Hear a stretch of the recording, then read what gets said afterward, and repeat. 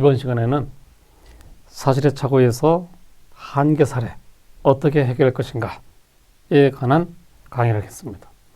이 파트는 사실의 착오에서 한 80% 이상이 여기서 나옵니다. 이 앞 강좌에서 말씀드렸듯이 학설, 판례 다 나올 수 있습니다. 자, 의의 봅시다. 한계 사례란 행위자의 착오가 위의 표, 이 앞 시간에서 본 표 있었죠? 표에서 사실의 착오 종류 중 1, 2, 3, 4, 5 이의 착오를 말한다. 앞에서 말씀드렸죠? 이에는 다시 구체적 사실의 착오와 추상적 사실의 착오가 있다. 종류 및 해결을 봅시다. 차분하게 오시면 됩니다. 물론 양 많죠. 첫째, 구체적 사실의 착오가 뭐냐? 의의 봅시다. 행위자가 인식한 사실과 현실로 발생한 사실이 동일한 구성요건에 속하는 범죄이지만 인식한 사실과 발생한 사실이 구체적으로 일치하지 않는 경우를 말한다. 그래서 구체적 사실의 착오라고 하는 거예요. 다시 봅시다. 행위자가 인식한 사실과 현실로 발생한 사실이 동일한 구성요건, 같은 구성요건 내에 이 사실과 발생한 사실이 불일치하는 경우를 말하는 거예요. 그래서 동가치적 착오, 동일 구성요건의 착오, 즉 같은 구성요건상의 착오다. 비슷한 말이 자꾸 나오니까 여러분 헷갈리죠. 동가치적 착오, 같은 값어치 내부에서 착오라는 얘기죠. 동일 구성요건 내 착오, 같은 구성요건상의 착오다. 자꾸 얘기하니까 복잡해 보이죠. 여기 먼저 가봅시다. 여기 먼저 봅시다. 여기 예컨대 갑에 대한 살인 의사를 가진 자가, 행위자 인식은 살인죄예요. 보통 살인죄. 행위자가 갑을 향해서 총을 쏘았습니다. 갑을 죽이는 겁니다. 땅 쏴서. 그럼 얘의 마음속에는 살인죄죠. 갑에 대한 살인죄지만 살인죄죠. 근데 총알이 빗나가서 옆에 있던 을이 맞아 죽었습니다. 발생 사실이 을이 죽었어요. 그럼 봅시다. 착각에 빠졌죠? 행위자가 생각한 범죄는 뭡니까? 살인죄. 발생한 범죄 사실 살인이죠. 같은 구성요건 내이지 않습니까? 그죠? 인식한 사실도 살인, 발생한 사실도 살인. 그러니까 이걸 같은 구성요건, 즉 동일한 구성요건에 속하는 범죄라는 얘기예요. 여기까지 이해되죠? 그런데 이게 문제가 생긴 거예요. 인식사실은 갑에 대한 살인이에요. 발생사실은 을에 대한 살해 결과가 발생했지 않습니까? 내부에서 일치하지 않지 않습니까? 이런 경우를 같은 구성요건상의 내부에서 오류가 있었지 않습니까? 이런 경우를 구체적 사실의 착오라고 이름을 붙이자. 여기까지 이해됩니까? 이렇게 강의하니까 학생들은 들으면서 살인죄 간에만 구체적 사실의 착오가 나오는구나. 아닙니다. 상해죄도 나옵니다. 예를 들어서 범인이 나는 갑을 상해를 입힐 거야. 그래서 갑을 찔렀는데 빗나가서 옆에 있는 피가 맞아서 상처난 겁니다. 인식사실도 상해, 발생사실도 상해. 이런 착오도 구체적 사실이라고 하는 거예요. 이해되죠? 명예훼손도 있습니다. 나는 갑에 대한 명예훼손을 할 거야. 그래서 막 떠들어댔는데 을에 대한 명예훼손죄가 발생한 거예요. 이런 경우도 인식사실, 발생사실이 같은 구성요건상의 착오지 않습니까? 다 구체적 사실의 착오라고 한다. 여기까지 어려운 분 없지 않습니까? 이해되죠? 다음, 우리는 잠깐만 요 구체적 사실의 착오의 반대말 밑에 방금 입은 추상적 사실의 착오 갖다 봅시다. 추상적 사실의 착오 봅시다. 행위자가 인식한 사실과 현실로 발생한 사실이 여기 보세요. 전혀 다른 구성요건에 해당하는 경우를 말한다. 전혀 다른. 아까 구체적 사실의 착오는 동일한 구성요건에 속하는 범죄 내부에서 착오라고 했지 않습니까? 여기 전혀 다른 구성요건에 해당하는 경우요. 이걸 다른 말로 가치가 다른 이가치적 착오 또는 다른 구성요건 간의 착오를 의미한다. 구성요건을 달리하는 착오다. 여기 한번 보세요. 여기 타인 소유 개에 대한 손괴 의사로 남의 개를 총으로 쏴 죽이거나 칼로 찔러 죽이면 손괴죄가 되는 거 아시죠? 재물입니다. 행위자는 손괴죄 고의로 총을 쐈는데 빗나가서 옆에다 사람이 맞아 죽었네. 이 사실은 손괴죄인데 발생 사실은 살인죄지 않습니까? 그러면 손괴죄와 살인죄는 갭이 너무 커요. 전혀 다른 구성 요건이죠. 다른 범죄 사실 아닙니까? 이런 범죄 간의 착오 일으킨 경우를 추상적 사실의 착오라고 하는 거예요. 이해되죠? 추상적이라는 것은 우리 앞에서 범죄 종류 볼 때 구체적 이연범, 추상적 이연범 할 때 구체적, 추상적이 한 번 나왔었지 않습니까? 제가 그때 뭐라 그랬습니까? 구체적은 눈앞에 닥친 일초축벌의 이런 뜻이라고 했지 않습니까? 가까운 이런 뜻이에요. 추상적은 추상적 이연범에서 뭐라 그랬습니까? 위험이 멀리 떨어지는 것 이랬다 그랬지 않습니까? 그래서 이것도 마찬가지예요. 인식사실의 범죄와 발생사실의 범죄가 아주 가까운 것, 그게 그거인 것 이럴 때는 구체적 이런 말 쓰고 구체적 사실에 착오해요. 그래서 반대로 인식사실의 범죄와 발생사실의 범죄가 너무 멀리 떨어져 있지 않습니까? 손괴죄와 살인죄 갭이 너무 크지 않습니까? 이런 경우를 추상적이라고 표현한다고 했지 않습니까? 그래서 이럴 때 추상적 사실의 착오라고 하는 거예요. 여기까지 이해되죠? 어렵지 않죠? 그래서 우리는 지금까지 구체적 사실의 착오, 추상적 사실의 착오를 배웠습니다. 다음 구체적 사실의 착오 다시 갑니다. 구체적 사실의 착오의 종류가 두 가지가 나옵니다. 추상적 사실의 착오에도 종류가 똑같이 두 개 나와요. 여기 먼저 봅니다. 구체적 사실의 착오의 종류 봅시다. 방법의 착오가 있고 객체 착오가 있습니다. 먼저 봅시다. 그림도 그릴 거예요. 걱정하지 마세요. 행위 객체의 동일성에 관한 착오는 없는데 행위 방법이나 수단이 잘못되어서 의도한 객체가 아닌 다른 객체에 대해 결과 발생한 경우로서 참 어렵죠. 다시 읽겠습니다. 행위 객체의 동일성에 관한 착오는 없는데 그럼 객체 착오 먼저 볼까요? 전 써놓기는 방법의 착오를 먼저 써놨는데 여러분이 이거 이해가 안 될까 봐서 객체 착오 먼저 봅시다. 죄송합니다. 객체 착오 봅시다. 이걸 뭐라 그러냐면 구체적 사실의 착오 중 객체 착오라 그래요. 요거는 구체적 사실의 착오 중 방법의 착오라 그러고 뭐 거꾸로 해도 괜찮겠습니다만 구체적 사실의 착오 중 객체 착오 먼저 봅시다. 행위 객체의 동일성에 관하여 착오를 일으킨 경우로서 대상의 착오라고도 한다. 객체 착오는 대상의 착오라고 합니다. 근데 착각하여 잘못 알고라는 의미다. 예컨대 여기 잘 보세요. 행위자가 나는 갑을 죽일 거야. 갑에 대한 살인 의사를 가지고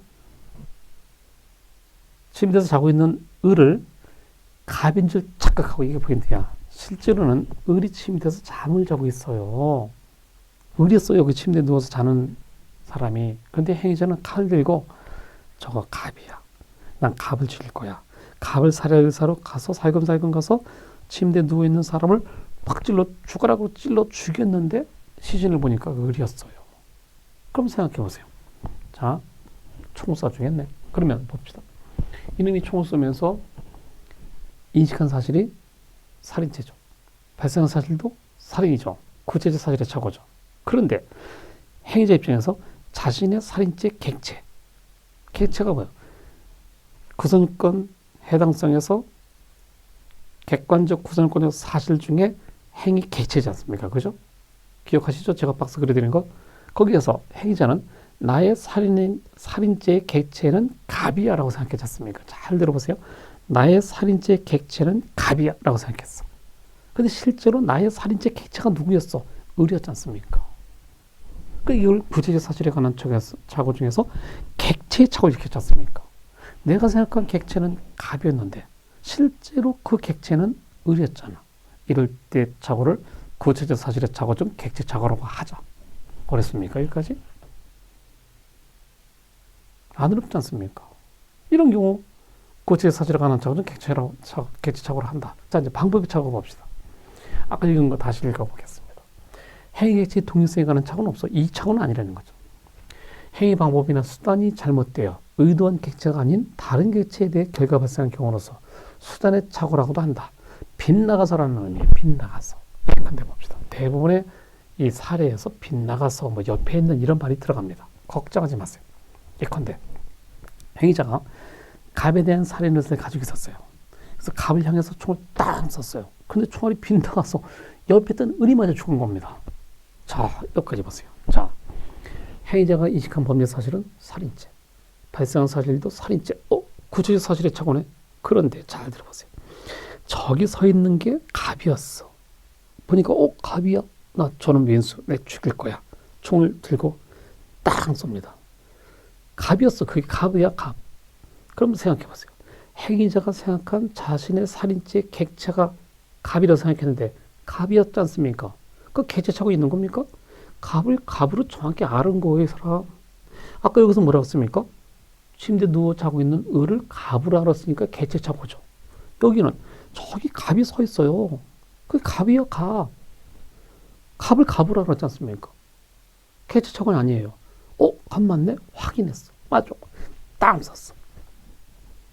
근데 갑이 맞았으면 괜찮은데 권총이라는 게 잘 안 맞지 않습니까? 저도 권총은 안 쏴봤습니다만, 물론 게임장에서 쏴봤지만 딱 그때 흔들린답니다. 그래서 옆에 빗나가가지고 옆에서 있던 을이 맞아 죽은 거예요. 그 어떻게 됐습니까? 자신이 의도한 객체를 정확히 알고 쐈는데 빗나가서 옆에 놈이 맞아 죽은 거예요. 이거 객체 착오가 아니지 않습니까? 맞아 죽은 을을 갑으로 잘못한 게 아니지 않습니까? 이해됩니까? 맞아 죽은 을을 갑이라고 생각한 건 아니니까 객체 착오는 아니에요. 근데 수단 방법이 잘못됐지 않습니까? 그래서 이거를 구체적 사실의 착오 중 방법의 착오라고 하는 거예요. 방법의 착오. 이해됩니까? 빗나가 옆에 있는 놈 맞아 죽었다 그러면 방법의 착오라고 하는 거예요. 수단의 착오라고도 합니다. 여기까지 어렵지 않죠? 그런데 저는요, 이거 우리 학자분들이 이거를 방법의 착오라고 해석하는 거는, 저 번역한 거는 좀 문제 있다고 봅니다. 저는 받아들입니다만, 여러분들 수험생이기 때문에 저거를 방법의 착오라고 내고 그랬기 때문에, 그냥 막 복잡하지 않으면 그냥 넘어가게 될 수 있어요. 그런데 독일 책을 보면요, 저렇게 안 돼 있습니다. 너무 복잡하게 나가는지 모르지만, 이거는 빗나가서는요, 총알이 빗나가지 않습니까? 내가 차고 일으킨 건 아니에요, 사실은. 방법이 잘못해서 나갔지 않습니까? 그죠? 그래서 독일에 보면 이거는 팔겐 그래요. 잘못 나갔다, 잘못 진행했다. 팔이 잘못, 이런 뜻이 잘못. 그리고 괴는 같다는 뜻이에요. 총알이 잘못 간 거지 내가 잘못 판단한 건 아니잖아요. 그래서 거기는 방법의 오류라고 합니다. 방법의 오류. 그리고 이걸 객체착오 이런 건 내가 진짜 판단을 잘못했지 않습니까? 그건 이루틈이라고 써요. 이루틈. 이루틈이 진짜 잘못 판단한 거거든요. 독일어로 이루틈은 잘못 판단한 거예요. 여기는 팔겐입니다, 사실은. 제가 독일어 안 쓰겠습니다. 못 써서 안 쓰는 게 아니라 쭉 가다가 다른 데로 삐져나간 거예요. 그건 내 잘못이 아니지 않습니까? 아니, 내가 잘못 판단한 게 아니지 않습니까? 꽉 안 잡아서 그런 것이지, 총을 꽉 안 잡아서 그런 것이지, 총알이 빗나간 건 내 판단 미스는 아니지 않습니까? 그래서 독일의 원전에는 보면 팔겐으로 쓰여 있어요. 여긴 내가 진짜 판단 잘못한 것 아닙니까? 을을 갑으로 알았으니까. 내 머릿속에서 판단 잘못한 게 진짜 착오죠. 그래서 여기서는 이루틈이라고 그래요. 이루틈. 여기서는 팔겐이라고 그래요. 근데 우리 학자들은 이런 거 그냥 걸작품가 봐. 그러니까 여긴 객체착오, 여긴 방법의 착오라고 하니까 우리도 그냥 받아들입시다. 착오라고. 그럼 여기서 보면 구체적 사실의 착오 중 방법의 착오, 객체착오, 이제 구별할 줄 아시죠, 여러분? 쉽습니다.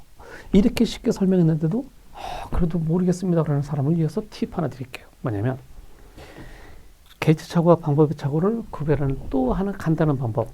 자, 행위자가 총을 쏘아서 갑을 죽인다 그랬죠. 그럴 때 총 앞에 한 명이 있었어. 한 명이 있었으면 객체착오입니다. 그 한 명이 의리했는데 갑인 줄 알았지 않습니까? 근데 두 명이 있었어. 갑을 향해서 쐈는데 빗나가서 의리 맞아 죽은 거지 않습니까? 빗나갔다는 건 옆에 누가 하나 있었으니까 두 명이 있었다는 것 아닙니까? 그러니까 간단하게 꼭 일치되는 건 아닙니다. 이건 항상 맞는 건 아니지만 정말 구별을 힘들게 하시는 분을 위해서 그냥 편하게 범인 앞에 한 명 있었으면 객체착오, 범인 앞에 두 명 이상 있었으면 그건 방법의 착오, 이렇게 알아도 돼요. 항상 맞는 건 아닙니다만 아시겠죠? 편하게 보시라는 얘기죠. 됐어요. 이제 다음 추상적 사실의 착오에서 역시 방법의 착오, 객체착오 나옵니다. 또 봅시다. 쉽죠, 이제? 자, 여기서 뭐 객체착오 먼저 할 이유가 없죠? 방법의 착오 먼저 봅시다, 이제. 행위에 이렇게 놓고 봅시다. 행위의 방법이나 수단이 잘못된 경우로서 예컨대 타인 소유의 개에 대해 손괴해서 총을 쐈는데 총알이 빗나가서 이제 아시겠죠? 옆에 있던 사람이 맞아 죽었어. 행위자 인식은 손괴죄. 발생한 사실의 살인이니까 개입이 너무 커. 추상적 사실의 착오죠. 그 중에서 빗나가서 옆에 있는 사람이 맞아 죽었으니까 이거를 추상적 사실에 관한 착오 중에서 방법의 착오라고 이름을 붙이자. 이게 되죠. 다음 객체착오 봅시다. 추상적 사실에 관한 자고적 객체착오. 이걸 줄여서 추방. 이건 추방, 이건 추객. 아까 앞에서는 구방, 구객 이렇게도 합니다. 자, 니은 봅시다. 객체착오. 행위객체의 동일성에 관해 착오를 일으킨 경우로서 예컨대 타인 소유 개라고 생각해서 손get으로 총 쐈는데 실제로 그거는 사람이 웅크리겠던 거예요. 초 가지고 비 오는 날 뭐 뒤집어 쓰고 부들부들 떨고 있는데 이 범인은 개라고 생각한 거예요. 개도 쏘면 안 되는 건데 땅 썼는데 악 하고 죽은 거예요. 깜짝 놀라서 가보니까 사람이었단 말이죠. 그러면 이 사람의 생각으로 하면 손괴죄 발생 사실은 살인이니까 갭이 크죠. 그러니까 추상적 사실의 착오인데 사람을 개로 알았으니까 추상적 사실의 착오는 객체착오지 않습니까? 이해되죠? 이렇게 우리는 네 가지를 알았습니다. 두 개는 구체적 사실에 관한 구체적 사실의 착오, 두 개는 추상적 사실의 착오, 요거는 구체적 사실의 착오 중 방법의 착오, 객체착오, 추상적 사실의 착오 중 방법의 착오, 객체착오 이렇게 나눌 수 있는 방법을 우리 배웠습니다. 그걸 다 터득했습니다. 그럼 이걸 어떻게 해야 되느냐 했죠. 그 다음에 정리된 걸 한 번 더 짚고 갑시다. 정리된 거예요. 자, 다 했습니다. 정리된 거니까 이제 쭉 훑어봅시다. 구체적 사실의 착오, 추상적 사실의 착오, 설명 필요 없죠. 방법 착오, 객체 착오. 이거 보세요. 쭉 나왔어. 방법 착오. 갑을 향해 총 쐈는데 빗나그리 맞아 죽었다. 갑인 줄 알고 쐈는데 잘못되고 했는데 을이었어 그게. 그지? 객체 착오. 여기. 방법이 착오인데 여기 좀 약간 다르죠. 이건 왜 그러냐면 밑작업을 한 겁니다. 밑작업. 왜냐면 이렇게 나눈 이유가 저 뒤에 해결 학설 드립의 추상적 부합설을 우리가 소개하기 전에 이걸 먼저 맛을 들여야 여러분들이 편할 것 같아서 이렇게 나눈 겁니다. 근데 어렵진 않아요. 봅시다. 추상적 사실의 착오 중 방법의 착오 봅시다. 경환제 인식으로 중환제 실현시킨 것. 경환제와 중제. 이런 경우 갭이 크면 추상적 사실의 착오지 않습니까? 예컨대 손괴의사, 손괴죄. 갤령에 썼는데 빗나가 살인 맞아 죽었어. 손괴죄와 살인죄의 관계 보세요. 얘는 경환제, 얘는 중환제. 추상적 사실의 착오지 않습니까? 근데 그걸 경환제, 중환제로 나누는 것 뿐이에요. 이해됩니까? 무슨 얘기지? 참, 이렇게 하니까 뒤에 또 나오겠습니다. 학생들이 가끔 아주 똘똘한 학생들이 물어봐요. 이렇게 얘기를 합니다. 그러면 보통 살인죄 인식으로 존살해죄 발생시킨 것, 그럼 여기 들어가는 것 아닙니까? 그것도 추상적 사실의 착오라고 해야 되는 것 아닙니까? 아주 똘똘한 학생이에요. 그죠?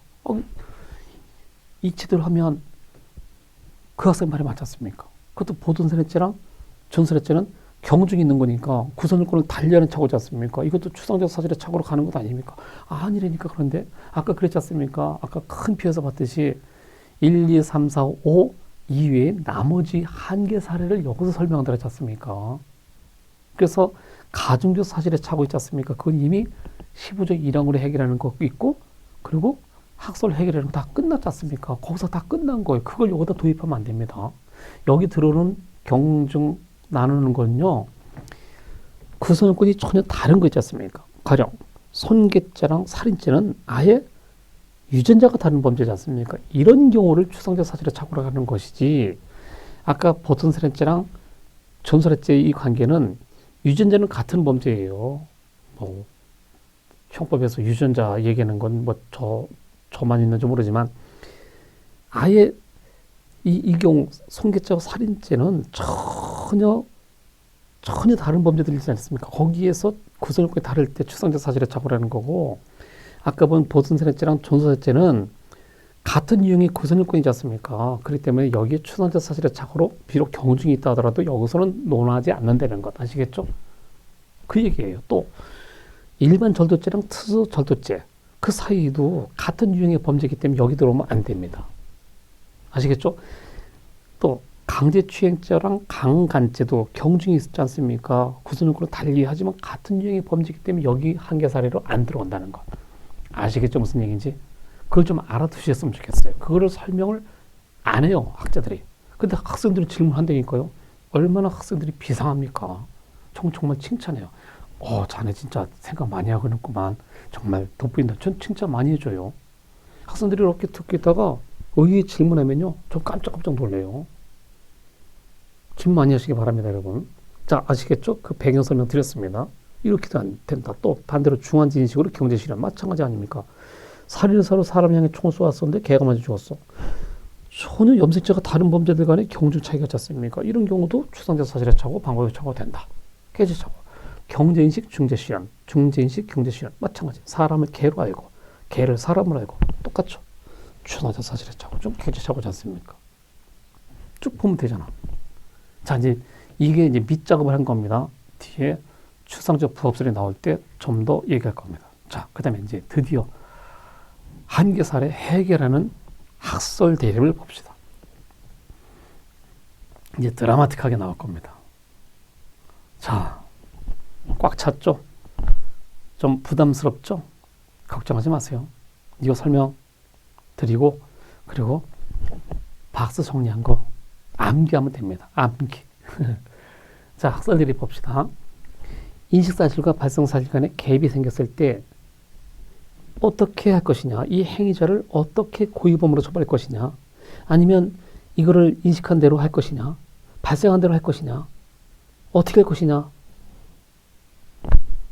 학자들한테 숙제 준 겁니다. 어떻게 하겠습니까? 그러니까 이제 처음에 구체적 부합설을 손들고 설명한 겁니다.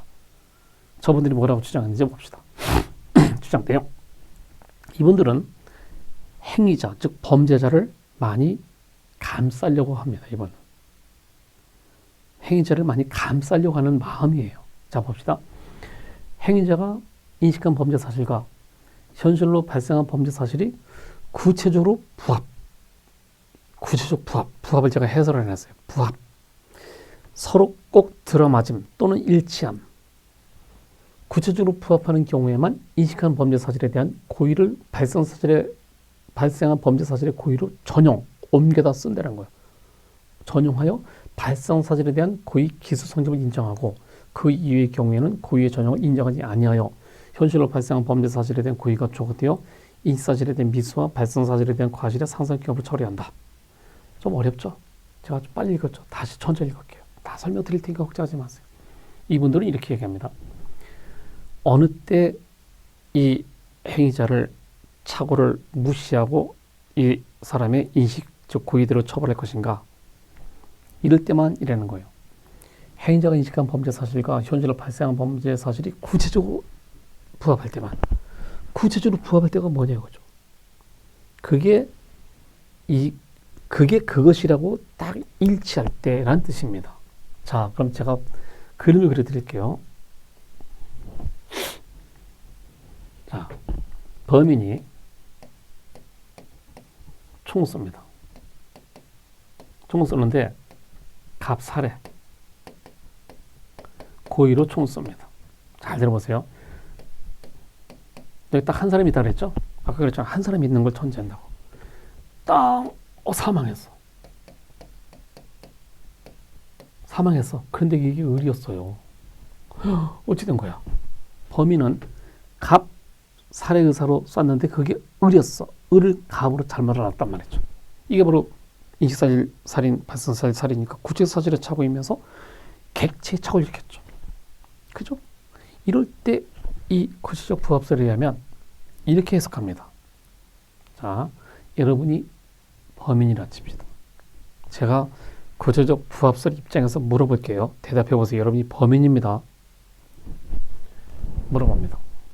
범인아, 너 갑 살해하려고 그랬지? 그럼 여러분들 네, 그랬죠. 근데 그게 을이었잖아. 그러면 여러분 핑계대죠. 거봐요, 내가 생각한 건 갑이었는데 을이었잖아요. 나는 을 죽일 생각이 전혀 없었어요. 나는 을에 대한 과실치사로 처벌해 주세요. 이렇게 주장하겠죠, 여러분. 그 범인 입장에서는 기분 좋죠. 분명히 살해 고의로 총 쏜 놈을 나는 을인지 몰랐어요. 아, 그러니? 그럼 을에 대해서는 그럼 몰랐구나. 잘 보고 쏘지. 그럼 을에 대해서 살인죄가 아니라 과실치사로 처벌하면 얼마나 좋은 일입니까? 범인한테. 자, 그런데 지금 그렇게 질문하지 않겠습니다. 다시 대답을 준비하세요. 범인아, 너 이 몸을 죽이려고 그랬지? 이 몸 죽이려고 그랬지. 이 몸. 저 이 몸이라고 그랬어요. 이 놈도 아니고 이 몸, 바디. 이 몸 죽이려고 그랬지. 대답해 보세요, 여러분. 아니라고 합니까? 지금? 대답해 보세요. 네. 그렇게 대답할 수밖에 없지 않습니까? 그죠? 다시 물어볼게요. 범인아, 너 이 몸, 얘 죽이려고 그랬지? 제가 갑 또는 을라고 얘기 안 했어요. 이 놈이 아니, 피해자니까. 이 사람 죽이려고 그랬지? 그럼 여러분 대답해 보세요. 여러분, 난 갑을 죽이려고 했어요. 라고 대답하려고 했는데 제가 물어본 게, 너 이 사람 죽이려고 그랬잖아? 그러면, 네. 그럴 거죠, 여러분, 분명히. 그러니까 이 구치부합설의 입장에서는 범인아, 너 이 사람 죽이려고 그랬잖아. 이 사람이 맞아, 안 맞아? 이 사람이 맞았잖아. 이 사람이 맞아. 네가 죽이려는 사람이 이 사람이지, 그치? 예, 그랬거든요. 그럼 봐봐.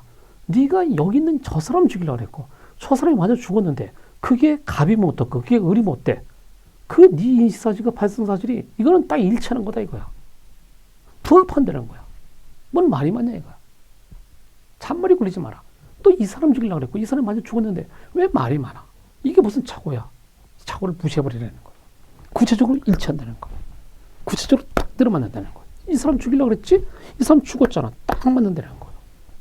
이해됩니까? 그러니까 구체적 부합설에 의할지라도 아무리 행위자를 감싸고 싶어도 이 경우만큼은 을에 대한 살인고의를 처벌한다는 거. 왜? 자, 봐봐. 너 이 사람 죽이려고 그랬지? 그때 살인고의가 있잖아. 이 사람 죽이려고 그랬지?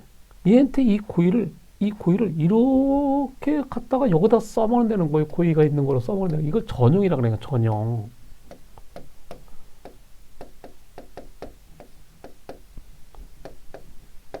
이렇게 씁니다. 옮겨다 쓴다. 옮길 전자 이렇게 옮기는 것. 여기 있던 고의를 갑에 대한 살인 고의를 야 인마 그게 그거잖아. 저 사람 죽이려고 그러고 저 사람 죽었잖아. 너 여기 어쨌든 간에 저 사람 죽이려는 고의가 있었으니까 저 사람 죽인 고의 그게 을이었잖아. 거기다 갖다 딱 붙인다는 거예요. 전용. 그래서 이 사람을 을에 대한 살인 고의로 처벌한다는 거예요. 끝. 이해되죠? 이런 경우는 고의를 무시하겠다는 거예요. 착오를 무시하겠다는 거예요. 착오 무시해서 고의범으로 처벌한다는 거예요. 이해되죠? 그런데 이 사람들은 자, 요건 이해됐죠? 다음에 이쪽에다 그릴까요? 요거다 이렇게 그립시다. 이렇게.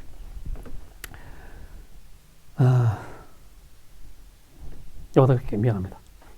범인이 갑이 서 있었어요. 갑. 범인이 총을 쏘면서 갑, 살에 고의가 있었어요. 그런데 땅 썼는데 이렇게 가다가 빗나가서 총알이 저렇게 가는 건 없습니다만 보기 좋게 그리는 거예요. 옆에 있던 을이 사망했어요. 이럴 때는 구체적 부합설에 되면 자, 여러분에게 물어봅시다. 여러분이 이 범인이에요. 물어봅시다. 범인아, 너 처음부터 을 죽이려고 그랬지? 그럼 여러분, 아니 무슨 소리입니까? 나는 갑을 죽이려고 했어. 저기 있는 갑 죄 있지 않습니까? 죄가 내가 평소에 왼수에 쟤한테 물어봐요. 맞아. 왼수가 맞아. 저놈이 나 죽여! 그러면서 쐈는데 제가 이렇게 쳐다보는 순간 빗나가서 을이 맞아 죽대. 그러면 얘 말이 맞지 않습니까? 그러면 이님에 대한 고의를 얘한테 고의 써먹을 리가 좀 그래요. 그래서 또 물어볼게요. 그러면 여러분한테 범인아, 너 이 몸 죽이려고 그러지? 이 몸. 이 사람 죽이려고 그랬지? 네, 이 사람 죽이려고 그랬다니까 이 사람 죽이려고 하는 거 아니에요. 그러니까 여기랑 다르지 않습니까? 너는 이 몸 죽이려고 그랬지? 이 사람 죽이려고 그랬지? 네, 그럴 수밖에 없는데 여기서는 너 이 사람 죽이려고 그랬지? 네. 이 사람 죽이려고 그랬니? 그건 아니잖아요. 그렇잖아. 그래서 이럴 때는 인지사실과 발생사실 간에 비록 같은 구성요건상의 착오이지만 그래서 구체적 사실의 착오이지만 이 경우는 이 사람들 나름대로는 갭이 좀 크다는 거예요. 갭이 크기 때문에 이 사람은 원래 이 사람 죽이려고 그랬지 이 사람 죽이려고 그런 건 아니지 않습니까? 여기는 이 사람 죽이려고 했더니 이 사람 죽었으니까 그거는 갭이 크지 않기 때문에 갑에 대한 살인 고의를 을에 대한 고의로 써먹었는데 여기서는 이 갑에 대한 고의를 가지고 이렇게 써먹었지 전용을 못한다는 거예요. 전용을 못한다는 거예요. 왜? 이거보다는 갭이 너무 크기 때문에 이 경우는 갑에 대한 살인 고의를 을에 대한 살인 고의로 써먹지 못한다. 전용을 금지하는 겁니다. 그러니까 이건 어떻게 처벌합니까? 이분들 입장에서는 자, 보세요. 갑에 대해서 살인죄 실행 착수 나갔어요, 안 나갔어요? 나갔죠. 땅 쌌지 않습니까? 실행 나갔잖아. 근데 갑이 죽었어, 안 죽었어? 안 죽었지. 그럼 갑에 대한 살인 미수죠. 갑에 대한 살인 미수죠. 근데 총알이 빗나가서 을이 죽었잖아. 을에 대한 살인 고의가 있었습니까? 없었죠. 을에 대해서 살인 고의가 없었으니까 실수로 죽인 거죠. 그래서 을에 대해서는 과실치사. 합해봐요. 하나 행위로, 땅 쏜 하나 행위로 두 개 범죄가 발생했지 않습니까? 뭐 갑에 대한 살인 미수 그리고 을에 대한 과실치사죄가 되지 않습니까? 이런 경우는 저 뒤에 나중에 배우지만 하나의 범죄 행위로 두 개 이상의 범죄가 발생한 경우를 상상적 경합으로 취급합니다. 40조에 써 있어요. 형법 40조에. 하나의 범죄 행위로 갑에 대한 살인 미수, 을에 대한 과실치사죄가 다 되지 않습니까? 상상적 경합으로 취급하는 얘기죠. 두 개 다 범죄 성립한다는 거예요. 갑에 대한 살인 미수, 을에 대한 과실치사. 그럼 여러분이 보시기에 두 개 범죄가 됐어? 아니에요. 이건 두 개 범죄 됐지만 이럴 때는 중한죄 하나만 처벌합니다. 중한죄 하나만 처벌하는 게 뭐야? 갑에 대한 살인 미수와 을에 대한 과실치사 어느 게 더 중요합니까? 살인 미수가 중하죠. 살인 미수가 중하다 이거는 깎아질 수 있지 않습니까?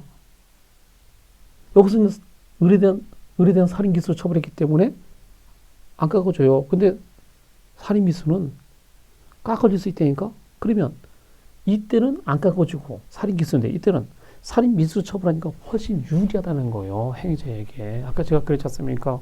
구체적 부합설은 행위자에게 훨씬 유리하게 혜택 주고자 하는 마음가짐을 갖고 있는 분이라고 그랬지 않습니까? 어느 것, 이것, 구체적 사실의 착오 중 방법의 착오의 경우에를 부합을 인정하지 않아요. 그래서 고의 전형을 금지하니까 갑에 대한 살인 미수 그리고 을에 대한 과실치사 상상기업으로 처벌하니 살인 미수로만 처벌하고 끝난다는 거예요. 그러니까 기껏 사람 죽인 놈을 살인 미수로 가는 거예요. 얼마나 이런 기분 좋겠습니까? 여기까지 이해되죠? 이게 구체적 부합설이다. 다시 볼까요? 이제 설명 충분히 드렸으니까 이제 이해가 되실 겁니다. 행위자가 인식한 범죄 사실과 현실로 발생한 범죄 사실이 구체적으로 부합하는 경우에만 아까 구체적 사실의 착오 중 개체착오 그런 경우에만 인식한 범죄 사실의 고의를 발생 사실의 고의로 전형 옮겨다 쓴다는 얘기죠. 그래서 발생 사실에 대한 고의 기수 성립 인정하고 그 외의 경우 나머지 경우에는 고의 전형을 인정하지 아니하여 현실로 발생한 사실에 대한 고의가 조각되어 인식 사실에 대한 미수와 발생 사실에 대한 과실의 상상기업을 처리한다. 말씀드렸죠? 이제 이해되죠? 장점. 고의 기수 책임을 인정하는 범위가 가장 좁습니다. 좁잖아요. 아까 구체적 사실의 착오 중 방법의 착오 고의 인정하지 않지 않습니까? 행위자에게 유리하니까 보호에 충실하다. 이런 장점은 기억하세요. 자동으로 하겠습니다만 뒤에 또 큰 표 그려들여서 암기시킵니다. 제가. 다음. 비판. 현적으로 결과가 발생했는데도 고의 기수를 인정하지 않고 미수범이나 과실범을 취급하는 것은 일반인의 법감정에 반한다. 아까 이거. 요거는 법감정에 반하지 않죠. 고의범을 처벌하니까. 근데 이거는 미수범으로 뭐 과실범으로 이거는 일반인들이 쳐다보고 뭐라 그러겠습니까? 뭐야? 저 행위자 저놈 사람 죽였는데 뭐?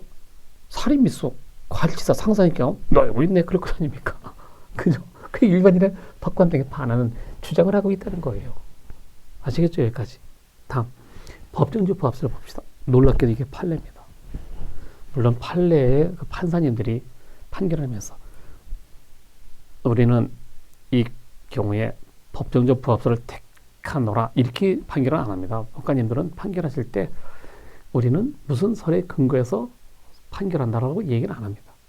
그런 학자들을 볼 때 저 케이스에서 이렇게 해결한 거 보니까 이런 학설에 맞춰서 해결한 거네. 우리 판례는 이런 학설을 택했구나라고 하는 거지. 판사님들이 직접 판결문에 나는 이런 학설에 따라서 판결한다라고는 안 씁니다. 아시겠죠? 그래서 학자들이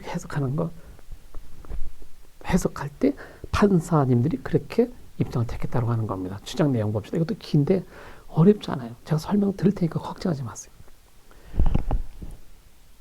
행위자가 인식한 범죄 사실과 현실로 발생한 범죄 사실이 법정적으로 부합. 이런 말 썼어요. 법정적으로 부합. 그래서 법정적 부합설이에요. 어떤 의미인지 다 말씀드릴 거예요. 인식사실과 발생 사실 간에 법정적으로 부합하는 경우에는 인식한 범죄 사실에 대한 고의를 발생한 범죄 사실의 고의로 전용하여 10전 적용은 전용하여 인식한 고의를 발생한 고의로 써먹는다는 얘기죠. 그래서 발생 사실에 대한 고의 기수 성립 인정하고 그 이후의 경우에는 고의 전용을 인정하지 아니하여 현실로 발생한 범죄 사실에 대한 고의가 조합되어 인식 사실에 대한 미서 발생 사실의 과실을 상경으로 처벌한다. 그건 또 뒤에 보는데 자 설명드릴게요.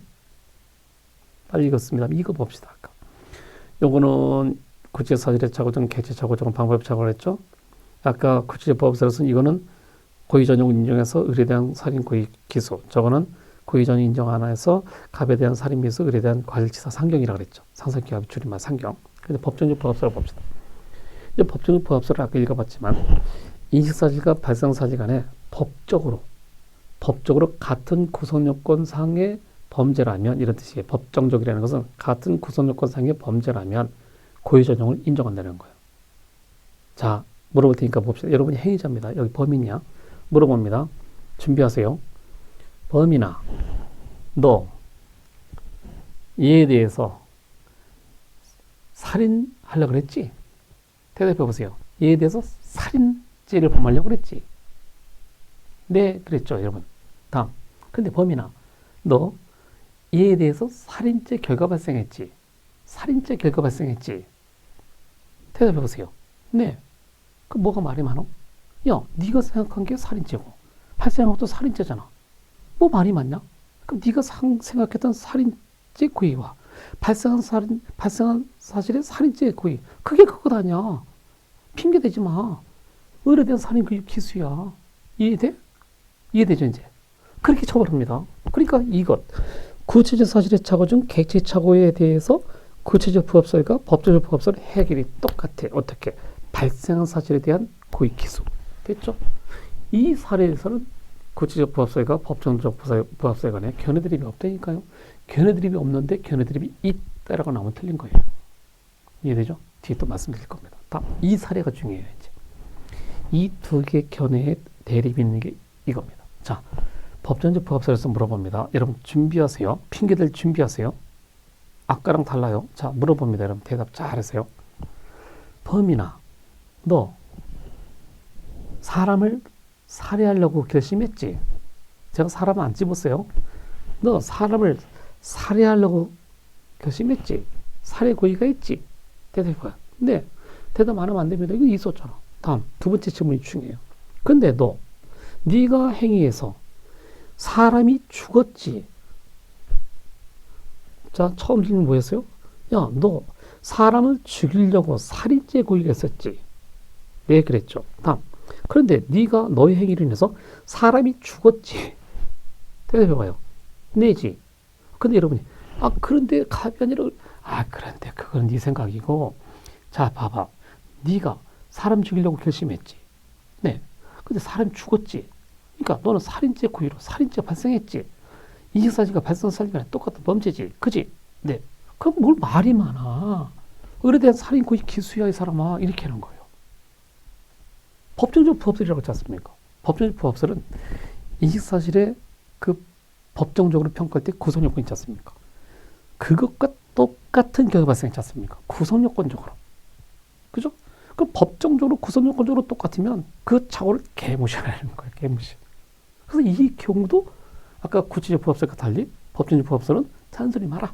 가압에 대한 살인 고의를 의뢰에 대한 살인 고의로 전용을 인정합니다. 이제. 그래서 의뢰에 대한 살인 고의 기술을 인정합니다. 그러니까 범인 입장에서는 법정적 부합설이 약간 좀 기분 나쁘죠. 이해되죠? 그렇게 되는 겁니다. 이렇게. 됐죠? 쉬워요, 이거 보면. 장점. 인식사실과 발생사실 사이에 구성요건적 또는 죄질이 같은 경우. 구성요건이 같거나 죄의 질이 있지 않습니까? DNA.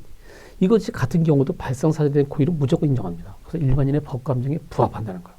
일반인들이 봐보세요. 아까 구체적 부합설에서는 방법의 착오의 경우에 인식사실의 미수범, 발생사실의 과실범, 상경으로 가서 미수범으로 처벌한다고 했지 않습니까? 그 일반인들이 방청에서 있다고 뭐 졌다고 재판하는 거야? 저거 사람 죽인 놈을 왜 이렇게 미수로 처벌하는 거야? 뭐 재판 똑바로 해! 막 그럴 거 아니야.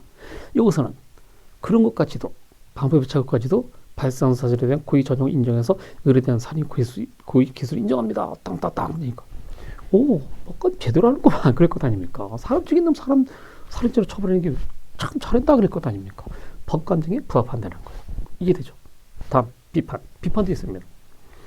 거짓 사실에 관한 착오의 경우에 고의 전형을 인정하면 고의 범위가 지나치게 확장되어 행위적이 불리해진다. 그 이제 요 구체적 부합설 입장에서 비판하는 거겠죠. 구체적 부합설에서 비판하는 겁니다. 그 말도 일리가 있지 않습니까? 구체적 부합설보다 고의가 확장된다. 그래서 행위적이 불리하다. 그래서 서로 맞물리는 것 아닙니까? 그죠? 여기까지 되시죠? 좀 이따 박스 그래서 다시 또 설명드릴 테니까 걱정하지 마세요. 다음. 자, 네, 추상적 부합설이 나옵니다. 추상적 부합설.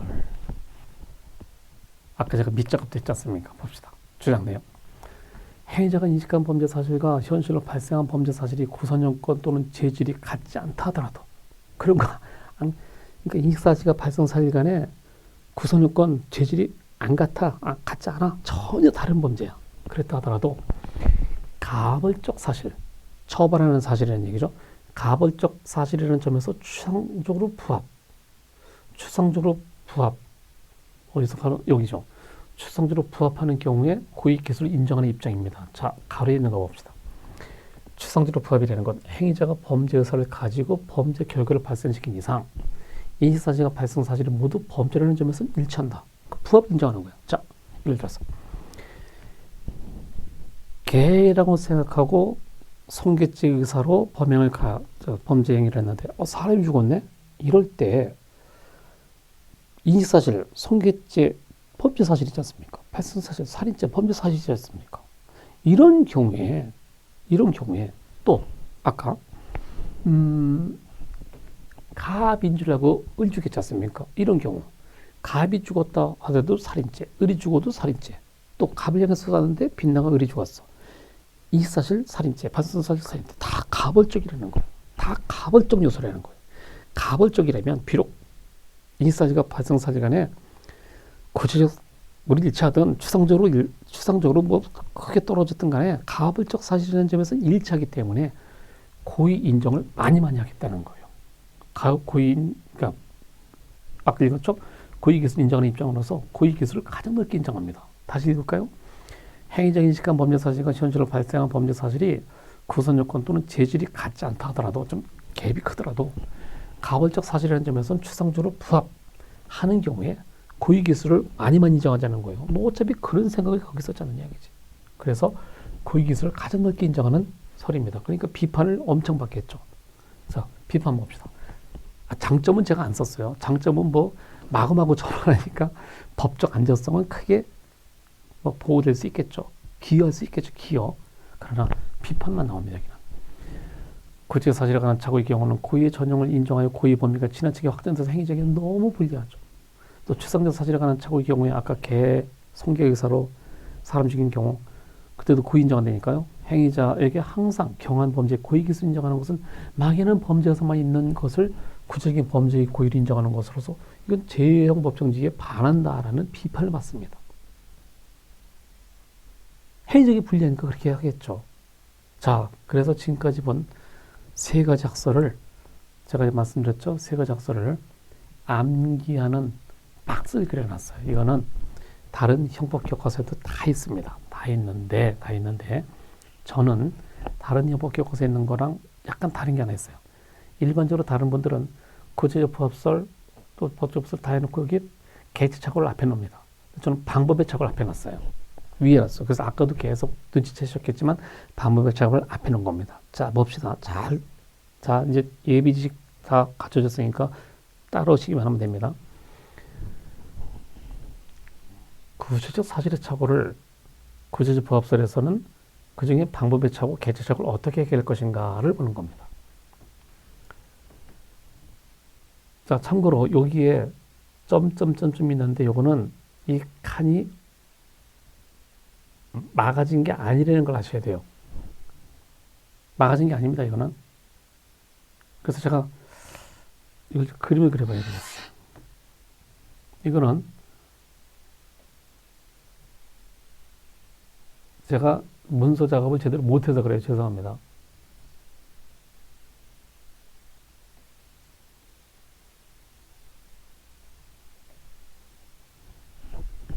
이렇게 보입니까? 요렇게는 다 같다라는 의미로 저렇게 그린 겁니다.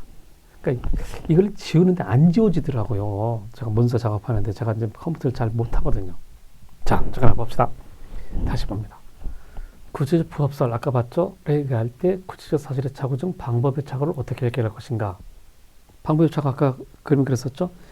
갑을 향해서 죽이려고 총 쐈는데 빗나가서 을이 맞아 죽은 케이스. 그럴 때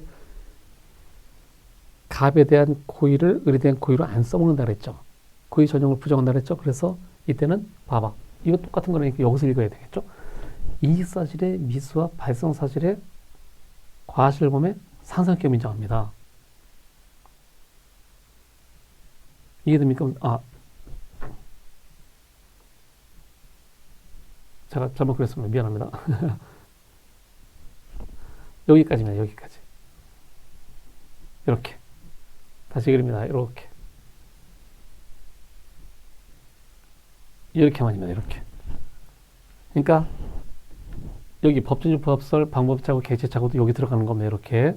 그러니까 이 안에 하나, 둘, 세 개가 또 있는 거예요. 이렇게. 이해되죠? 무슨 얘기인지? 여기 방법의 착오, 여기 객체착오. 법정적 부합설의 방법의 착오, 법정적 부합설의 객체착오. 이렇게. 그러니까 몇 개야? 하나, 둘, 셋, 넷. 하나, 둘, 셋, 넷, 다섯 개. 구체적 사실의 착오 중 방법의 착오. 이거는 똑같이 이익사실의 미수와 발생사실의 과실을 보면 상상격으로 간다는 얘기죠. 부합을 부정하지 않습니까? 그래서 이 중에 센 범죄 인식사실의 미수범으로 처벌하고 끝난다는 거예요. 물론 범죄는 다 됐지만. 이해되죠? 그렇게 얘기합니다. 다음.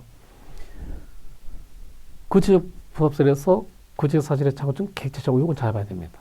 이거는 아까 처음 그림 봤지만 갑을 을인 줄 알고 을을 갑인 줄 알고 죽였죠. 을을 갑인 줄 알고 죽인 케이스. 그 경우에 구체적 부합설에 의하더라도 갑에 대한 살인고의를 을에 대한 살인고의로 전형 써먹는다고 했지 않습니까? 그래서 어떻게 을에 대한 살인고의로 처벌한다고 했지 않습니까? 발생사실에 대한 고의 기소로 처벌한다고 했지 않습니까? 그죠? 그래서 여기는 구체적 부합설에 의해서 구체적 사실의 착오 중 객체착오를 발생사실에 대한 고의 기소 인정한다고 했죠. 부합 인정. 다음 법정적 부합설 봅시다. 법정적 부합설을 할 때 구체적 사실의 착오 중 방법의 착오, 객체착오 불문하고 모두 발생사실에 대한 고의 기소 인정한다고 했지 않습니까? 그죠? 아까 배웠지 않습니까? 거기까지 배웠어요. 또 추상적 부합설 해볼까요? 추상적 부합설이 되더라도 자 보세요. 구체적 사실에 관한 착오 중 객체착오. 자 범인이 을이 누워서 자고 있는데 갑인 줄 알고 을을 죽인 거예요. 그럴 때 얘 생각한 것 살인죄지 않습니까? 법에 처벌하라고 써있지 않습니까? 그죠? 또 실제 죽은 게 을이었지 않습니까? 빗나가서 죽었던 그런 경우도 법에 써있는 좀 갭이 크든 아니든 간에 어쨌든 간에 이익사실이나 발생사실이 다 갑을 쪽이지 않습니까? 그러니까 다 처벌해야 된다는 거 고의기수로. 그래서 다 발생사실에 고의기수만 처벌합니다. 그러니까 법정적 부합설과 추상적 부합설에서는 구체적 사실 착오이기만 하면 방법의 착오, 객체착오 불문하고 무조건 고의 전형을 인정합니다. 그래서 발생사실에 대한 고의 기수 인정합니다. 이해되죠? 법정적 부합설, 추상적 부합설 모두 구체적 사실의 착오이기만 하면 객체착오, 방법의 착오 불문하고 무조건 발생사실에 대한 고의 기수 인정합니다. 그런데 희한하게 구체적 부합설에서 구체적 사실의 착오 중 객체의 착오 아까 봤었죠? 그 경우도 발생사실에 대한 고의 기수 인정하니까 이렇게 다섯 개, 이렇게 다섯 개가 또 똑같다는 거예요. 왜 다섯 개입니까? 하나, 둘, 셋, 넷, 다섯 개지 않습니까? 이렇게 나눠서 암기하는 얘기죠. 그럼 이제 정리해 봅시다. 시험에 가장 많이 나왔던 것이 이거예요. 구체적 사실의 착오 중 방법의 착오. 그 방법의 착오는 구체적 부합설과 법정적 부합설이 차이가 나지 않습니까? 여기서는 이익사실의 미수, 발생사실의 과실의 상상격 인정하는데 법정적 부합설에서는 무슨 소리야? 발생사실의 고의기수. 추상적 부합설에서도 발생사실의 고의기수 다르지 않습니까? 그래서 이거를 암기하는 거예요. 구체적 사실의 착오 중 방법의 착오 해결에 있어서 구체적 부합설과 법정적 부합설 견해 차이가 나죠. 또 구체적 부합설과 추상적 부합설 견해 차이가 나죠. 그러나 법정적 부합설과 추상적 부합설에서는 견해 대립이 없죠. 이해되죠? 또 구체적 사실의 착오 중 객체착오는 구체적 부업설, 법정적 부업설, 추상적 부업설 똑같이 해결하죠. 견해 드립이 없죠. 그런데도 불구하고 출제할 때 구체적 사실의 착오 중 객체 착오 해결에 있어서 구체적 부업설과 법정적 부업설의 해결에 있어서 차이가 난다. 그럼 틀린 거예요. 또 구체적 사실의 착오 중 객체 착오 해결에 있어서 법정적 부업설과 추상적 부업설 견해 차이가 대립한다. 틀린 거예요. 아시겠죠?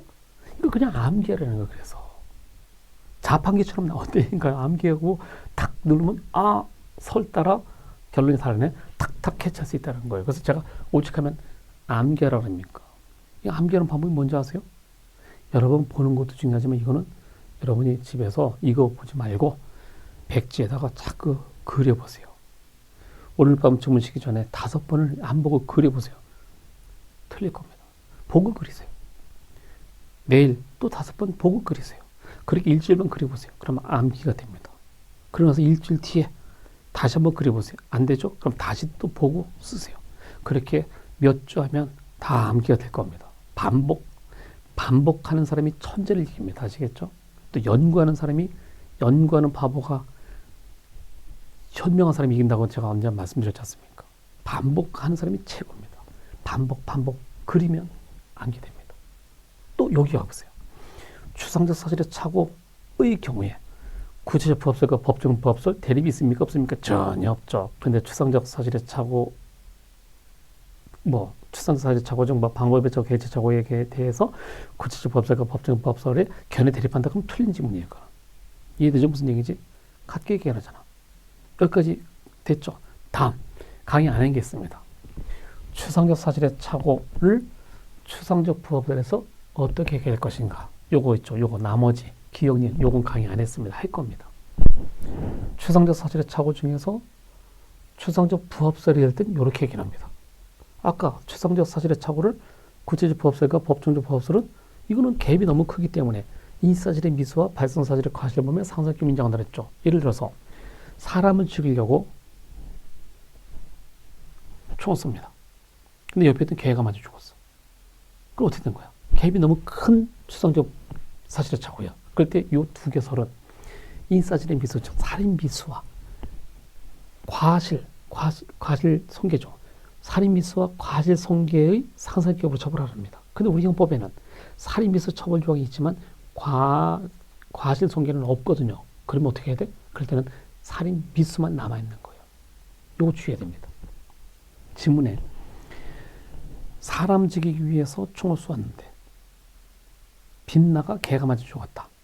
이런 경우 구체적 부합설을 할 때 살인 미수죄와 과실 손괴죄 상상격으로 취급한다. 틀린 지문이에요. 왜?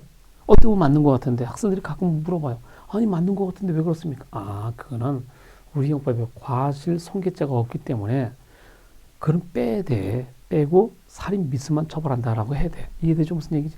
또 반대로 볼까요? 이번엔 개를 손괴 의사로 죽이려고 땅 썼는데 옆에 있는 사람이 맞아 죽었어. 그러면 이대로 가면 구체적 부합설이나 법정 부합설에 가면 손괴 미수죄와 과실치사죄 상상격으로 가지 않습니까? 그죠? 그때 손괴 미수죄가 있습니까? 우리 형법에 있어요. 과실치사죄 있습니까? 없습니까? 있어. 그럴 때는 풀로 손괴 미수죄와 과실치사죄 상상격으로 취급한다. 맞는 지문이에요. 이해되죠? 그렇게 하는 거 그것만 조심하면 됩니다. 아무튼 요거 꼭 암기하셨죠? 됐죠 이제? 견해 드립이 구체적 법설과 법정 법설과는 없습니다. 정말 마지막으로 추상적 사실의 착오를 추상적 부합설에서는 어떻게 해석하느냐? 참고로 추상적 부합설을 택하는 우리나라 학자는 저는 못 봤어요. 혹시 우리 여러분 주변에 법학과 교수님 중에서 추상적 부합설을 택한 분이 있으면 저한테 몰래 전화 좀 주세요. 저는 지금까지 못 봤습니다.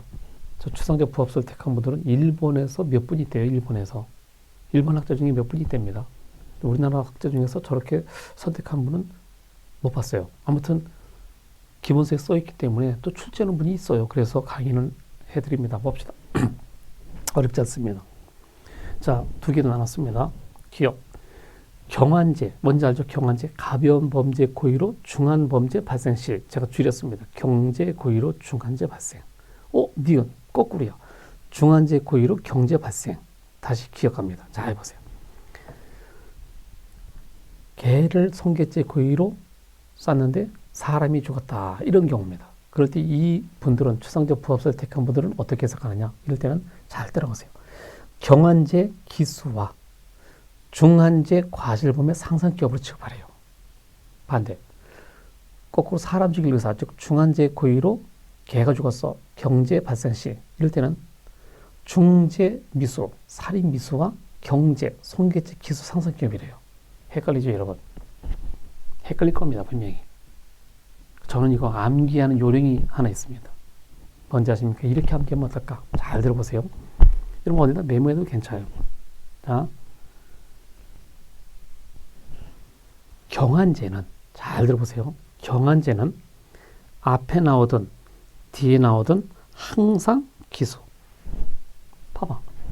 경한제가 앞에 나왔죠? 여긴 경한제가 뒤에 나왔죠? 근데 앞에 나오든 뒤에 나오든 경한제는 항상 기수였잖아. 그죠? 경한제는 이분들은 앞에 나왔든 뒤에 나왔든 항상 기수래. 그죠? 됐죠? 다음. 중한제는 뒤에 나오면 과실, 앞에 나오면 미수. 뒤에 나왔죠? 과실. 앞에 나왔죠? 미수. 이렇게 암기하면 됩니다. 다시 할까요? 이분들은 경한제는 앞에 나오든 뒤에 나오든 항상 기수. 중한제는 앞에 나올 때는 미수, 뒤에 나올 때는 과실범. 그리고 이제 상습격으로 엮으면 되는 겁니다. 쉽죠? 암기해 주시라는 얘기죠. 그래서 이 표 자체를 암기할 수 있습니다. 제가 말씀드렸죠. 자꾸 써봐. 그럼 됩니다.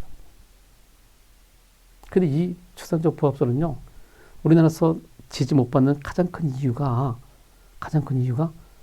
기억번 때문입니다. 기억 때문에. 사례 들어볼까요? 이게 우스갯소리가 아닙니다. 자, 개가 있어. 개가 막 다니는데 타인의 개야. 맨날 치죠. 그래서 열받은 이웃 집사람이 그 죽이면 안 되는데. 저 개 죽여야지. 그리고 총으로 땅 쐈습니다. 땅 쐈는데 빗나가서 개 주인이 맞아 죽었어. 개는 안 맞았어요. 개 주인이 맞아 죽었어. 그럴 때 이분들은 어떻게 해석한다고요? 개에 대해서 경제, 손괴죄 기수고 사람에 대해서는 중죄니까 과실범의 상상격으로 처벌한대요. 이게 왜 치명적인 결함이 있느냐? 자, 개가 죽었습니까, 여러분? 개 안 맞았다고 그랬잖아요. 빗나가서 옆에 개 주인이 맞아 죽었잖아요. 그럼 이게 왜 치명적이냐? 여러분 개한테 물어보세요. 그 강아지한테 물어보세요. 개야. 너 죽었니? 얘들은 죽었다고 해석하지 않습니까? 죽은 거로 처벌하자 그래서. 개야, 너 물어보자. 너 죽었니? 그러면 그 강아지가 뭐라 그럽니까? 뭔 개소리입니까? 그래요. 뭔 개소리입니까? 난 맞지도 않았는데 내가 왜 죽어요? 이런 치명적인 결함이 있다니까요. 그래서 이걸 지지하는 자가 없는 거예요. 우리나라는. 그러니까 제가 오죽하면 여러분 집에 있는 형법 교수님 중에서 추상적 보수를 택한 분이 있으면 저한테 제보 좀 해달라는 거예요. 저 이거 물어보게. 개 죽었습니까? 이해되죠? 암기해 주세요. 다음 5번 이론적으로 마지막입니다. 병발 사례 해결. 이것도 뭐야? 병발 사례라니. 한자 볼까요? 나란히 병자입니다. 나란히 발생한 사례라는 뜻이에요. 자, 의의 볼까요? 병발 사례란 인식 사례는 한 개이나 발생 사례는 두 개 이상인 경우를 말하는 것으로서 예컨대 보세요. 갑과 을이 앞뒤에 있었는데 행위자가 갑을 살해할 의사로 총을 빵 쐈는데 봐보세요. 갑이 맞고 뜻하지 않은 을도 맞은 거야. 뭐야? 방금 전에 갑을 향해 쐈는데 빗나가서 을이 맞아 죽었다 그랬지 않습니까? 그죠? 그게 한계사례에서 설명했잖아요. 또 다른 것도 다 보면 갑인 줄 알고 을을 죽였다. 개를 향해 쐈는데 사람 맞았다. 사람인 줄 알고 쐈는데 개가 맞았다. 여기서 공통점들이 다 뭡니까? 하나만 맞은 거잖아요. 하나의 객체만 범죄가 발생했지 않습니까? 그죠? 그거 느꼈죠, 여러분도? 지금까지 본 사례들 보면 구체적 사실의 착오든 추상적 사실의 착오든 객체의 방법의 착오든 간에 하나만 맞았지 않습니까? 그죠? 근데 이거는 달라. 갑을이 앞뒤에 있는데 땅 쐈는데 이 총알이 갑을 맞아 죽이고 관통하고 뒤에 있던 을까지 죽어버린 거예요. 그러니까 이런 표현 쓰면 안 됩니다만 일타쌍피 미안합니다. 고들이 일타쌍피가 되지 않습니까? 하나의 행위로 두 개의 개체 나란히 발생했지 않습니까? 이걸 나란히 발생했다 해서 병발 사례예요. 나란히 병자입니다. 이해되죠? 이럴 때 어떻게 해결할 것이냐 이거예요. 여러분 마음속으로 야 조태혁이 너무 어렵게 하는구나. 아닙니다. 이거 다 나오는 거예요. 실제 시험 많이 나왔었어요. 제가 만약을 위해서 해드린다고 했지 않습니까? 짜증내면 안 됩니다. 이런 거 나오면 내가 맞춰야지는 마음으로 공부하셔야 됩니다. 자, 종림의 해결 법칙. 판례는 없습니다, 아직. 이와 관련된 판례는 없단 말이죠. 자, 봅시다. 사례. 세 가지입니다. 첫째, 갑 죽고 을 죽었어. 설에 대입해 봅시다. 갑이 죽었으니까 갑을 의도해서 죽였는데 살인 기수죠. 을 의도해서 죽였습니까? 난 갑을 죽여야지. 딱 했는데 죽었는 거예요. 을에 대해서 실수지 않습니까? 그죠? 누가 봐도 실수죠. 이건 고의 전형하는 게 아니에요. 왜? 행위자가 이식한 사실이 발생했지 않습니까? 갑에 대한 살인 고의가 됐지 않습니까? 기수가 됐잖아. 을은 그냥 과실이죠. 그래서 일타쌍피니까 갑에 대한 미안합니다. 그러면서 갑에 대한 살인 기수와 을에 대한 과실치사 상상기업이 돼야죠. 법정지 부합합시다. 똑같아. 갑을 향해서 쐈는데 갑이 죽었어. 무슨 착오입니까 이게? 착오 발생한 게 아니에요. 갑에 대해선. 갑에 대해서 살인 기수가 되겠죠. 을은 그냥 과실이죠. 이 학설도 똑같아. 그래서 이 사례는 저 설이나 이 설이나 똑같이 해결합니다. 차이가 안 난다니까. 왜요? 갑에 대해서는 착오가 아닙니다. 을에 대해서는 과실로 가는 거고. 이해되죠? 다음 두 번째 사례 봅시다. 딱 선택. 갑은 죽었고 을은 부상 입었어. 어쨌든 간에 두 사람한테 발생했지 않습니까? 한 사람은 죽고 한 사람은 다행히 살았어. 이럴 때 구치소법 없으려면 자 물어봅시다. 갑을 향해서 쐈고 살해 고의로 쐈고 죽었어. 착오입니까? 아니죠. 갑에 대한 살인 기수죠. 을에 대해서는 실수죠. 뜻하지 않게 부상 입혔으니까. 그래서 을에 대해서는 과실치상 일타쌍피죠. 그래서 상상격으로 취급하는 거예요. 다음 법정일 법도 똑같아. 갑에 대해서 죽이려고 그랬고 쏴서 죽었어. 무슨 착오입니까? 아니지. 살인 기수. 을에 대해서는 과실이죠. 그러니까 똑같이 해결해. 이 두 개 사례는 구체법설과 법률 법설 똑같게 해결합니다. 근데 여러분 눈썰미가 계신 분들은 야 근데 왜 추상적 부합설에 대해서 얘기 안 하냐? 안 합니다. 왜? 저는 하려고 했다가 교재에 안 써 있어요. 그래서 그건 물어볼 가능성이 없다 그래서 저도 안 쓴 겁니다. 학자분들 교재에도 안 써요. 아까 그랬지 않습니까? 우리나라는 그런 거 주장하는 학자가 없다 그랬지 않습니까? 만약에 이게 나온다 하더라도 이대로 할 겁니다. 아마. 그죠? 똑같아. 추상적 부합설에도. 다 마지막 봅시다. 딱 썼는데 거꾸리야. 갑이 팔 맞았어. 그리고 이게 관통하고 뒤에 있던 을이 정통 맞아서 죽었어. 거꾸리야. 갑을 향해서 쐈는데 갑은 부상만 있고 뒤에 있던 을은 정통 맞아서 죽었어. 그 어쨌든 간에 병마살이 아닙니까? 이럴 때 어떻게 하느냐 이거죠. 구체적 부합설은요. 발생한 것 그대로 해석합니다. 자, 갑에 대해서 보세요. 갑을 향해서 쐈어. 땅 쐈는데 실험차도 정확히 됐죠? 근데 갑에 대해서 쐈는데 갑이 죽었어 안 죽었어? 빗나가서 안 맞았어? 안 빗나가지 않았습니다. 정확히 맞았는데 안 죽었지 않습니까? 이게 착오입니까? 아니죠. 미술일 뿐이죠. 이거 착오가 아닙니다. 갑을 정확히 맞췄어. 근데 안 죽은 거야. 결과 발생 안 한 거야. 할 뻔한 거야. 그러니까 미수로 가야죠. 이게 착오라고 하면 안 됩니다. 살인 미수죠. 그죠? 중요한 건 을이야. 을에 대해서 죽일 의사가 있었습니까? 아니잖아. 그렇다고 갑에 대한 살인 고의를 을에 대한 고의로 전용합니까? 안 됩니다. 이때는. 아까 한계살이가 아니지 않습니까? 그래서 을에 대해서는 과실치사 두 개 상상할게요. 이해됩니까? 이렇게 해결하는 게 구체적 부합설의 입장이에요. 갑에 대해서는 살인 미수입니다. 을에 대해서는 과실치사죄 상경. 문제는 요겁니다. 이 사례를 법정적 부합설이면 어떻게 해결할 것인가? 복잡하죠? 학설이 4개가 또 대립합니다. 복잡합니다. 이거. 읽어드릴까요? 기억. 갑에 대한 살인 미수와 을에 대한 살인 기수의 상설기업이 된다는 견해. 고의 전용을 인정하는 거겠죠? 니은. 갑에 대한 과실치상죄와 을에 대한 살인 기수의 상경을 인정한다는 견해. 세 번째. 갑에 대한 살인 미수와 을에 대한 과실치사의 상경이 된다는 견해. 리을. 그죠? 마지막 을에 대한 살인 기수만 성립하고 갑에 대한 살인 미수는 이게 흡수된다는 견해. 다시 대립된다.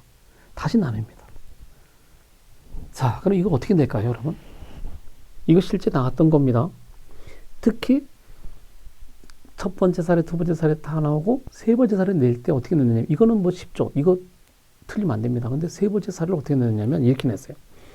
구체적 부합설할 때는 이렇게 해결한다. 맞죠? 근데 이제 여기에 법정적 부합설에 의할 때도 이렇게 해결한다. 이렇게 해결한다면서 뭐라냐면 이렇게 해결하는 거로 통일되어 있다. 통일되어 있습니까? 아니죠. 나뉘죠. 나누는 게 포인트입니다. 나누는데 법정적 부합설에서 마지막 사례를 이렇게 해결하는데 또 그 내부에서 나뉘는데 통일돼서 저렇게 주장한다 그러면 틀린 거란 얘기죠. 그렇게만 됩니다. 아시겠죠? 이거 다 어떻게 되겠습니까? 실제 기출문제입니다, 이거. 그래서 나머지는 여러분 그런 대로 반복해서 보시면 이해할 수 있는데 마지막 사례에 이것까지 이해할 수 있겠죠. 그런데 요거 법정 부합설을 할 때 이렇게 다시 대립이 되는데도 불구하고 여기서처럼 일치하게 어느 하나를 택해서 그렇게 주장한다 그러면 틀린 거란 얘기죠. 아시겠죠? 그렇게만 대비하시면 안 틀릴 겁니다. 지금까지 본 게 전부 다 각종 사실에 착오에 관련된 전부 다 본 겁니다. 이렇게 자세히 강의한 적이 없습니다. 저는.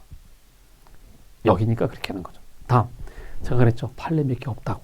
그거 보고 이제 마무리합시다. 판례도 빨리 해도 돼요. 잡읍시다. 관련 판례. 익히 우린 다 봤어. 1번, 가중조 사실에 착오에 관련 판례. 봤지 않습니까? 아까. 다른 사람 의인하고 장모님을 죽인 놈이 있어요. 진짜 장모님인 줄 모른 거예요, 저게. 그러니까 법관들이 어떻게 했습니까? 이거야말로 15조 1행이 적용이 된다. 특별히 중한 죄가 되는 사실을 몰랐잖아요. 같은 범죄 내부에서 경중의 차이가 있는 범죄지 않습니까? 그래서 이런 경우 중한죄로 벌하지 말라. 그래서 보존살인죄 처벌했다는 것. 아주 옛날 판례지만 계속 살아있는 판례입니다. 해결됐죠? 다음.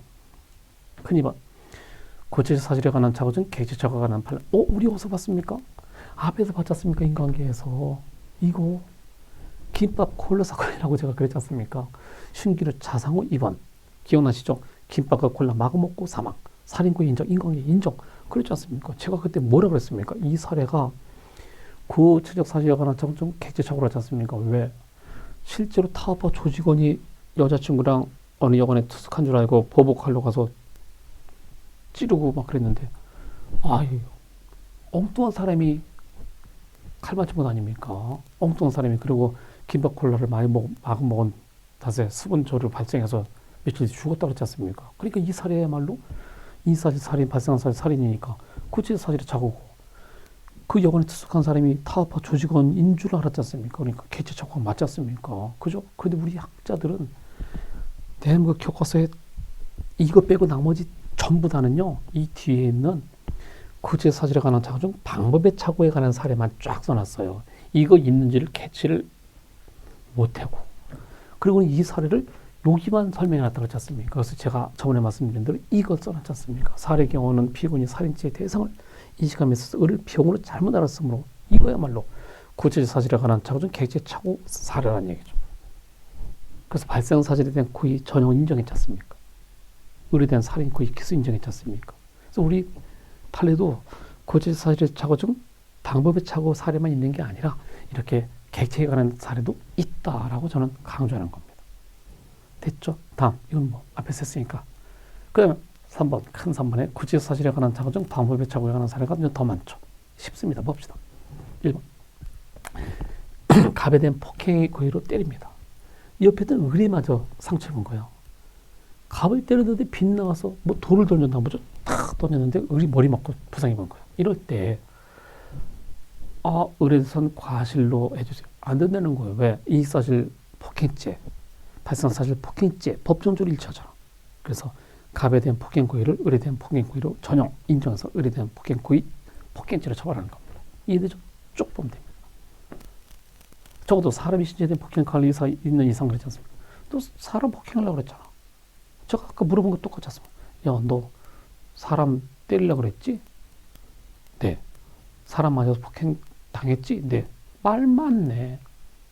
사람에 대한 폭행 기소 끝난 거죠. 다음. 2번 봅시다. 각각을 살해 의도로 행위자가 숭용하려 구수한 누룽지 국물 아닙니까? 숭늉 그릇에 갑을을 죽이려고 농약을 타는 거예요, 나쁜 놈이. 어느 가게였는데 갑을이 주인이거든요. 근데 거기 그 사람들 죽이려고 숭늉 그릇에다가 농약을 타는 거예요. 근데 그 갑을이 먹은 게 아니라 그 집의 딸, 참 어린아이였어. 병이 아침에 일어나가지고 우리 아침에 물 먼저 막 먹고 시원한 물이나 뭐 따뜻한 물 먹고 하루 출발하는 분이 많지 않습니까? 저도 그렇게 하거든요. 저는 뜨뜻한 물 먹는데 얘는 냉수인데.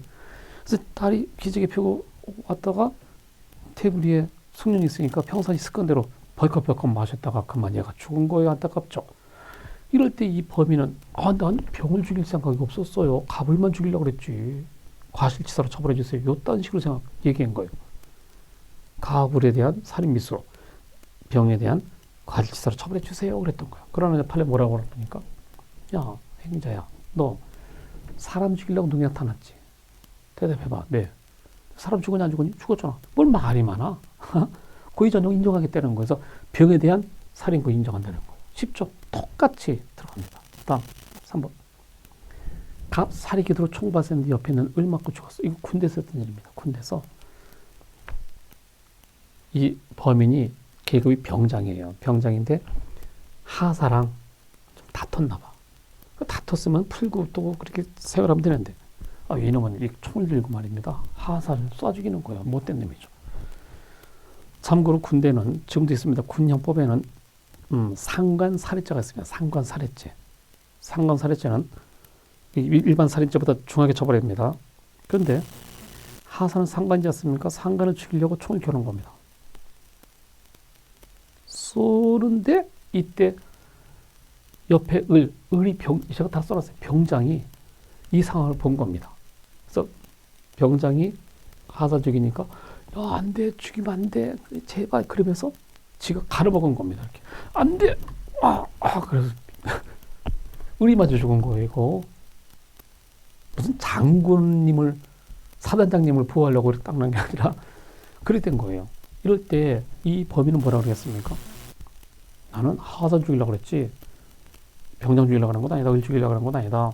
그래서 갑에 대한, 즉 하사에 대한 상관살인 미수 그리고 을에 대해서 과실치사로 처벌해 주세요. 이렇게 주장했던 겁니다. 그러나 아까 말씀드린 똑같아요. 야, 범인아, 너 사람 죽이려고 그랬지? 네. 사람 죽었어 안 죽었어? 죽었어. 뭔 말이 많아. 이해되죠? 그래서 법률부합설에 의하면 법적으로, 즉 구성요건적 또는 질상 똑같으면 말만 다 이놈아. 그래서 고의전용 인정해서 발생사실에 대한 고의 인정하지 않습니까? 쉽죠? 쭉 똑같아요. 4번. 형수 죽이려고 그래. 시동생이. 일반적으로 형수랑 시동생은 사이가 좋은데 저도 사촌 형수가 몇 분 계신데 사이 좋아요. 근데 이놈은 형수를 죽이려고 소나무 몽둥이, 소나무 몽둥이 나옵니다. 소나무 몽둥이를 만하게 깎아가지고 밤에 형수가 지나가는 거를 죽으라고 머리를 가격합니다. 머리 일단 맞았어요, 형수가. 얼마나 이게 충격이 크겠습니까? 그래서 순간 정신 잃고 바닥에 넘어집니다. 고꾸라지는 거죠. 그런데 앞에서 형수 등에는 형수의 아기 마누라 한 살밖에 안 됐어요. 이 범인한테는 조카 아닙니까? 엎인 채로 함께 넘어진 거예요. 이걸 제차 이놈이 손은 몽둥이로 가격을 막 하는데 정신없이 막 때렸겠죠. 그런데 그 중에 한 방이 그만 조카, 이 어린애는 또 두 개월도 약하지 않습니까? 거기에 딱 맞아서 즉사한 거예요. 형수 살았고. 이런데 이 범인님이 나는 내 조카 죽일 생각은 없었다. 걔한테는 과실범으로 처벌해 주세요. 라고 주장했던 거예요. 또 해야 됩니까, 이거? 범인한테. 야, 너 사람 죽이려고 그랬지? 네. 조카, 사람이지? 네. 죽었지? 네. 뭔 말이 많아. 그래서 형수에 대한 살인 고의를 조카에 대한 살인 고의로 전형 써버렸다는 얘기죠. 그래서 이런 경우 조카에 대한 살인죄 기소 인정한 겁니다. 아시겠죠? 똑같죠, 하다. 마지막 5번 봅시다. 3명과 싸웁니다. 3명과 싸워서 이길 방법 뭐 별로 없겠죠. 평범한 사람이라면. 근데 3명과 싸우는 거예요. 근데 힘이 딸리죠. 그래서 식칼을 가지고 나옵니다. 식칼 들고 나와가지고 이놈들 가만 안 둘 거야. 막 이렇게 찌르는 겁니다. 이렇게 그 이게 무슨 죄입니까? 살인입니까? 아니에요. 이렇게 하는 건 기본이 상해입니다. 상해. 전에 한번 말씀드렸잖아요. 칼 가지고 하는 건 죽이려고 찌르지 않는 한 상해 고의로 일단 출발합니다. 그런데 3명을 상대로 막 찌르고 상해 고의로 찌르다가 이를 말리면서 식칼을 빼앗으려는 사람이 있어. 저번에 포장마차 주인하고 비슷하죠? 야야 안 돼 안 돼 칼 위험한 거 내놔 그러니까 냅둬 이렇게 휘두른 겁니다. 그때도 기억납니까? 저번에 한번 했었지 않습니까? 팔씨름해서 술 내기 했는데 이겼는데 또 하자 그래가지고 뭐 이런 놈이 있어 칼 가지고 지 팔뚝을 긋고 사나이가 말이야 그 막 한 번 졌으면 사는 거지 뭐 다시 하자 그래 막 그런데 포장마차 주인이 야 칼 위험한 거 내놔 그러니까 냅둬 그랬는데 그 찔린 거 그때는 과실치상으로 간다 그랬지 않습니까? 그때 제가 상세히 설명했잖아요. 그림까지 그려가면서 그때랑 지금이랑 뭐가 다릅니까? 그때는 내 팔뚝을 긋고 상대방을 이렇게 겁만 주려고 그랬지 사람을 상해할 고의가 전혀 없었던 겁니다. 그지? 폭행의 고의도 없었던 거예요. 그냥 내가 이렇게 해서 무리 없이 하려고 만드는 거죠. 그래서 냅둬 그랬던 건 과실치상으로 간다 했지 않습니까? 지금은 3명을 상대로 덤벼 그랬지 않습니까? 이렇게 미안합니다. 이렇게 해서 덤벼 그러니까 이거는 처음부터 상해 고의가 있었지 않습니까? 상해 고의로 냅둬 그랬을 때 인식한 사람들, 상해 고의로 인식했던 사람들은 저쪽 3사람인데 뜻은 이렇게 빗나가서 옆에 놈마저 찔린 것 아닙니까? 그러니까 이거야말로 이기사실도 상해, 발사사실도 상해. 구체사실의 착오죠. 옆에 있는 사람이 찔려서 상처났기 때문에 방법의 착오죠. 이럴 때 어떻게 해? 또 물어봐야죠. 야, 너 저 3사람들 상처 내려고 그랬지? 네. 근데 사람의 상처 났어 안 났어? 났어요. 뭐 말이 많아, 그지? 그래서 이것도 역시 고의 전형을 3사람에 대한 고의, 상해 고의 그거를 상해 고의를 부상입은 병에게 전용해서 병에 대한 상해 고의로 처벌하겠다. 이 사례도 시험에 엄청 많이 나왔던 거예요. 여기 있는 거 다 시험에 나왔던 겁니다. 아시겠죠? 자, 지금까지 봤지만 판례 몇 개 안 되지 않습니까? 이 관련된 판례가 7개밖에 안 됐어요.